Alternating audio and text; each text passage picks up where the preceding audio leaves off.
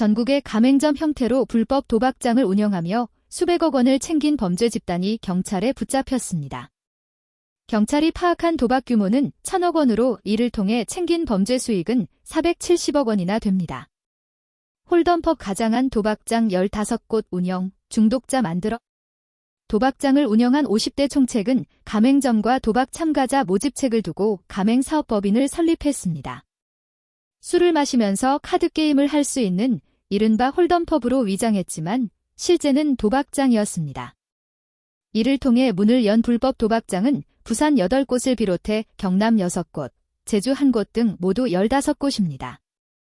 일당은 가맹점주를 모집해 환전과 운영 방식 등을 알려주고 대신 비밀 유지 계약서를 받았습니다. 또 주기적으로 회의를 열며 범행을 공모해왔습니다. 총책을 비롯해 가맹점주까지 도박장 운영진은 125명에 달합니다. 이들은 높은 채팅방으로 도박에 참가할 사람들을 모았습니다. 이렇게 모여 도박을 하다 경찰에 붙잡힌 도박 참가자는 590명입니다. 도박은 단순했지만 중독성이 강한 방식이었다고 경찰은 전했습니다.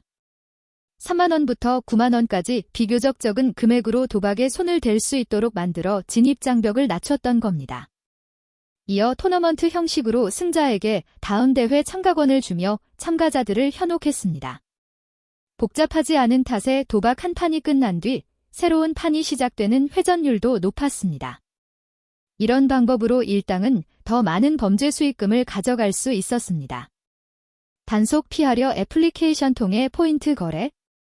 경찰은 이번 사건을 수사하며 불법 도박장은 물론 이들이 만든 애플리케이션 서버 관리업체도 압수수색했습니다. 이들은 도박장에서 사용할 수 있는 포인트를 거래할 수 있도록 전용 애플리케이션을 만들었습니다.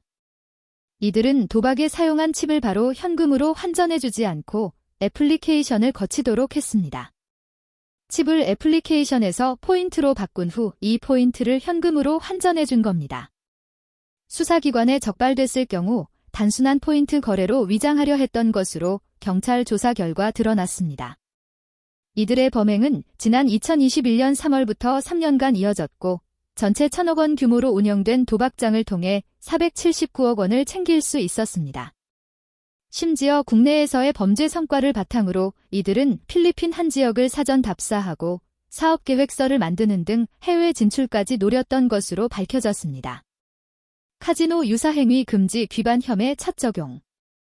경찰은 이들에 대해 도박 장소 개설죄보다 강한 처벌을 내릴 수 있도록 개정된 관광진흥법상 카지노 유사행위 금지 혐의까지 적용했습니다. 형법에 규정된 도박 장소 개설죄는 5년 이하의 징역이나 3천만 원 이하의 벌금에 처하도록 하고 있습니다. 개정된 관광진흥법에는 카지노 유사행위를 했을 경우 7년 이하의 징역 또는 7천만 원 이하의 벌금에 처하도록 하고 있습니다. 경찰은 또 가맹점을 모으고 주기적으로 회를 하는 등 이들이 지휘 통솔 체계를 갖추고 있는 것으로 판단하고 범죄 집단 조직죄도 적용했습니다. 각종 사행성 도박이 서민생활 곳곳까지 파고드는 가운데 경찰은 단속을 강화하고 범죄 수익금을 최대한 추적해 추징할 계획이라고 밝혔습니다.